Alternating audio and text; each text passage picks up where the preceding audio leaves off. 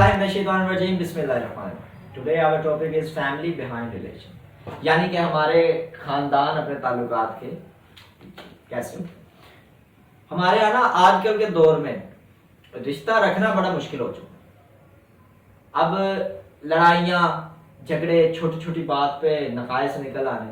ہم کسی کے منہ پہ تو کہیں گے بھائی میرا چاچو بڑا اچھا ہے, انہوں نے ہمارے لیے یہ کیا فلاں فلاں, لیکن اپنے گھر میں بیٹھ کے نا اتنی بدخوئیاں بھی نکالیں, اتنی ہی ان کی کمزرفیاں بھی نکالیں گے, بدخوئیاں نکالیں گے, ان کی مسٹیکس ہم جسے کہتے ہیں ہائی لائٹ کریں گے. بڑے اپنے آپ میں انالائسس کر رہے ہوں گے, انالیٹیکل پولیٹیشین کی طرح ایک کام کر رہے ہوں گے ہم. لیکن وہیں پہ اپنی عزت بڑھانے کے لیے ان کی عزت کریں گے اس مجمع میں جہاں پہ ہم اکٹھے ہوتے ہیں, جیسے کہ شادی بیاہ یا فوتگی ہوئی تو وہاں پہ بھی یہ کام ہم کرتے ہیں تاکہ ہماری عزت بڑے لوگ کہیں کہ ہم بڑے شریف ہیں, ہم کسی سے بغض نہیں رکھتے.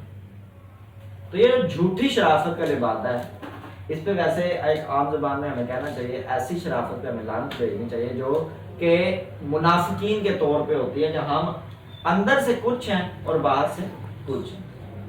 اب ہمارے یہاں زیادہ دور نہیں جاتے, ہم اپنے ریلیشنز کو گھر میں رکھتے ہیں. کیسا ریلیشن ہے ہمارا؟ باہر والوں کو پتا ہے کہ سارے ہم جتنے بھی ہیں ماں باپ بھائی بہن بڑے پیار سے رہتے ہیں. باہر والوں کو بڑا ہمارے والدین ماشاءاللہ ایسے ہوتے ہیں جو ہمارے یہ خاص طور پر مسلم کنٹری کے, وہ نا بڑی تعریف کرتے ہیں اپنی اولاد کی دوسروں کے ساتھ. لیکن وہی اولاد گھر میں آپس میں کس طرح رہ رہی ہے یہ تو صرف ماں باپ کو پتا ہے, اس اولاد کو پتا, باہر والوں کو پتا نہیں ہے. تو وہ جو یہ ٹاپک رکھا یہ ہے کہ ہم بیہائنڈ ریلیشن کیسے ہیں, یعنی کہ آپس میں کیسے حقیقت میں ہیں وہ بتانا چاہیے. تو ہم آپس میں بالکل جسے کہتے ہیں نا اپوزٹ ٹو دیٹ, جو ہم اچھا یہ جو جھوٹا آئین ہے نا اس کو توڑنے کے لیے آج بھی یہ لیکچر نوٹ کروا رہے ہیں کہ کیا فائدہ اس چیز کا جو آپ کو اصلی خوشی نہیں دے سکتی. اب باہر بیان کر دیا, تعریف ہوگی, مثال کے طور پر میں کہوں کہ یار بھائی جا کے میرے چھوٹے بھائی بڑے اچھے, میں نے ان کے لیے بڑا کچھ کیا, میں ان کو ایسے رکھتا ہوں اور وہ بھی میرے لیے بڑے کمال ہیں. لیکن گھر میں وہی جیسے کہتے ہیں نا کہ اپنی زبان میں کہتے ہیں کتے کھانی کرنا اچھے والی, تو گھر میں اس طریقے سے کام لیا جائے گا تو وہ جو کام ہے وہ کہاں میچ ہوگا ہمارے معاشرے کے ساتھ. سوری ٹو سے لفظ بڑا الٹا لیکن صحیح ہے, اسی طرح کا لفظ ہونا چاہیے کہ ہم جو ماں باپ ہے نا, اصل میں آپ کے بڑے ہونے کا جو حق ہے وہ ماں باپ کو ہے. آپ کا جب بھائی بہن بڑا ہوتا ہے نا تو وہ اپنے آپ میں بڑائی لاتا ہے, وہ ایسے پھرتا ہے کہ میں بڑا ہوں تو میری کیوں نہیں مانے, وہ حاکم بننے کی کوشش کرتا. تو حاکم ماں باپ حاکم نہیں بنتے, ماں باپ لیڈر بنتے. آپ کیوں, ان کو پتہ ہے کہ ان کو جنم دینے کا ذریعہ ہم ہیں, ہمیں پتہ ہے کہ کتنی مشکلات ہوئی ان کو پالنے میں. لیکن جو بڑے ہوتے ہیں وہ حاکم بنتے ہیں کیونکہ وہ مشکلات کے عوض آپ سے کچھ مانگتے ہیں, وہ کہتے ہیں ہمارا غلام بن. یہ ایک فرق ہے. اور یہ ایسا کیوں کرتے ہیں, یہ نیچرل نہیں ہے, سارے اس طرح نہیں ہوتے. کیوں کرتے ہیں, یہ وہ چیز ہے کہ یہ کہتے ہیں کہ ہمیں بس جھوٹی تعریف ملنی چاہیے جو کہ بائٹ سے بڑی اچھی ملتی ہے. تو یہ اپنی اس لگن میں اتنے کھو جاتا ہے. مثال کے طور پر میں اپنی بات کروں تو مجھے کئی دفعہ بات سننے کو ملتی ہے اپنے بڑوں سے کہ تو بغیر کسی عوض یعنی کہ کسی ذریعے کا کچھ بھی نہیں کر سکتا. تو الحمدللہ میں نے بڑا کچھ کیا. مجھے میرے بڑوں نے اکثر کہا کہ اکیلا کچھ نہیں کرتا, تو الحمدللہ میں نے اکیلا جو ہے وہ بڑی چیزیں تیار کر لی ہیں. میں نے اپنی اکیڈمی اکیلے رن کی, اپنا اسکول اکیلے رن کیا. کبھی آپ کبھی ڈاؤن, کبھی آپ کبھی ڈاؤن, کبھی مشکلات کبھی آسانی ہوتی رہتی ہے. مجھے اس چیز کی کبھی فکر نہیں. ایک چیز میں نے کبھی ذہن میں نہیں رکھی جو کہ نہ رکھنی چاہیے, جاہل رکھتے ہیں ذہن میں کہ پیسہ ہو تو سب کچھ ہو. یہ اسٹریٹ فارورڈ ہے, یہ جاہل لوگ رکھتے ہیں جو کہتے ہیں کہ پیسہ ہے تو سب کچھ ہے. اگر تم پیسے سے خرید سکتے ہو اپنی زندگی کا 1 منٹ زیادہ خرید کے دکھا دو اور مان جاؤ تم خرید سکتے ہو. پھر وہ ہمیں کہتے ہیں کہ تو بڑا ایموشنل بات, میں ایموشنل بات نہیں کر رہا, میں تھیوریٹیکل بات کر رہا ہوں جو کہ اللہ نے قرآن میں صاف صاف کہہ دیا کہ تم اتنے ہی عزتوں والے تھے تو اپنی زندگی اور موت کا فیصلہ کر کے دکھا دیتے. تم اتنے ہی حاکم بنے ہوئے تھے تو کر کے دکھا دیتے. میں تو وہی بات آپ کو کر رہا ہوں کہ ہم پیسے سے صرف عارضی خوشی خرید سکتے ہیں, دل کا سکون کبھی نہیں خرید سکتے. دنیا میں ہارٹ اٹیک اس کو آتا ہے جو امیر ہوتا ہے. دنیا کی سب سے گندی بیماری اس کو ہے جو امیر ہے.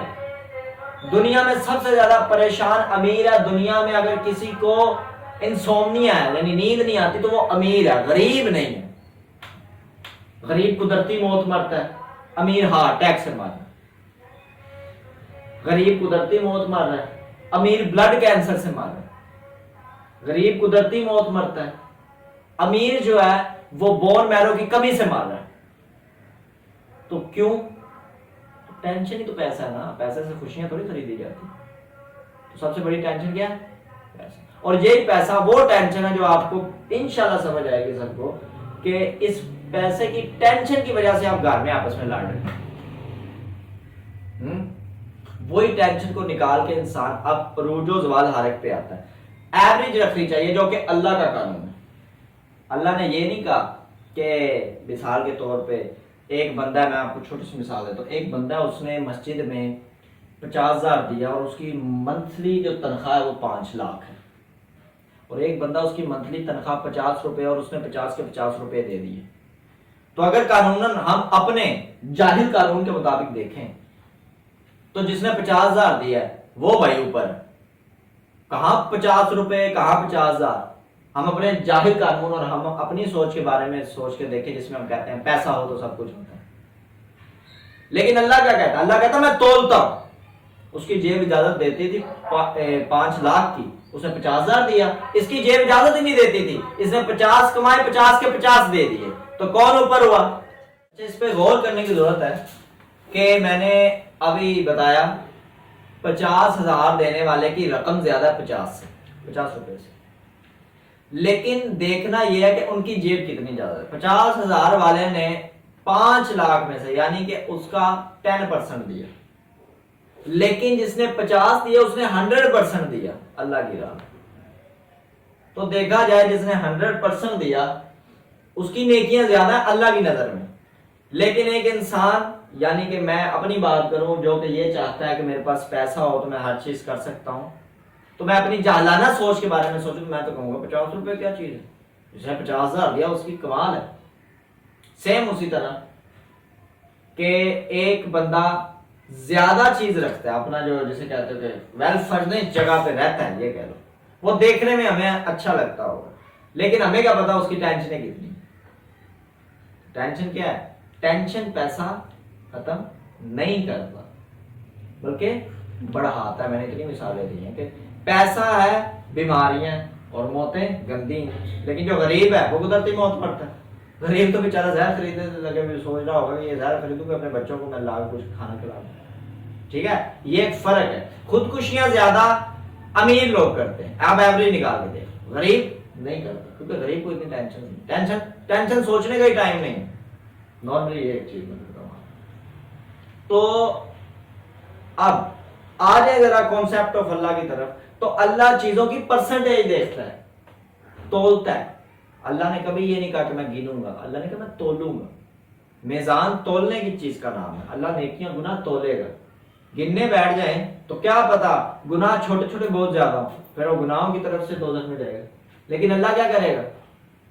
تولے گا میزان میں، گنے گا نہیں. تو ہمیں وہی سوچ رکھنی چاہیے، ہمیں تولنا چاہیے، پرسنٹیجز دیکھنی چاہیے اور پرسنٹیج دیکھ کے ہم اپنی آسانیاں بڑھا سکتے ہیں. تو صرف یہ اس کا یہ بھی بالکل مطلب نہیں پیسہ کمانا ہی چاہیے، ہاتھ پہ ہاتھ دھر کے بیٹھ جاؤ. اپنی ضروریات پوری کرنی چاہیے انسان کو، لیکن جو ضروریات ہیں ضروریات سے بڑھ کے خواہشات کو نہیں پھیلانا چاہیے. یہ ایز اے مسلم ہمارے اندر ایک ایبلٹی ہونی چاہیے کہ ہمیں ہر وہ کام سے پرہیز کرنا چاہیے جو ہمیں ہمارے دین سے دور لے جائے. آج کل کے ہماری جو لڑکیاں ہیں ان میں بھی یہ زیادہ چیز پائی جاتی ہے کہ ہم بڑی ہو گئی ہیں، ہم نے کمائی زیادہ کرنی ہے، تو وہ کمائی کے لیے جو پہلے برقع پہنتی تھی برقع اتار کے جاب کرے گی.